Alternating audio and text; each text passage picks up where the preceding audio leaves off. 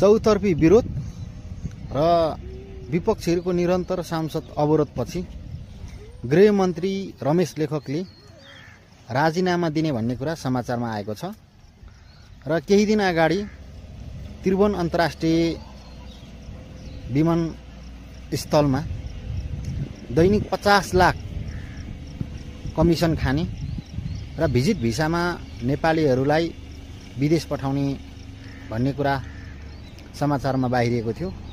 त्यसपछि गृहमन्त्री रमेश लेखकको निरन्तर सबैतिरबाट विरोध भएको थियो र उनलाई सबैले राजीनामा दिनुपर्ने र छानबिनको निम्ति सहयोग गर्नुपर्ने भन्ने कुरा आएको थियो र अब छानबिन समिति गठन सँगसँगै उनले राजीनामा दिने भन्ने कुरा बाहिर आएको छ।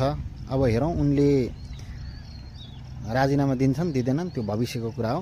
तर प्रतिपक्षीहरूले चाहिँ निरन्तर सांसद अवरोध गरिराखेको छन् र गृहमन्त्री रमेश लेखकको चाहिँ निरन्तर सबैतिरबाट विरोध भइराखेको छ, किनकि उहाँ चाहिँ यो 50 लाख दैनिक कमिसन सङ्कलन गर्ने कुरामा संलग्न भएको कुरा चाहिँ समाचारहरूमा आइराखेको कारण गर्दाखेरि उहाँलाई चाहिँ राजीनामा दिनको निम्ति चौतर्फी दबाब भइराखेको छ। अब हेरौँ राजीनामा आउँछ आउँदैन है त।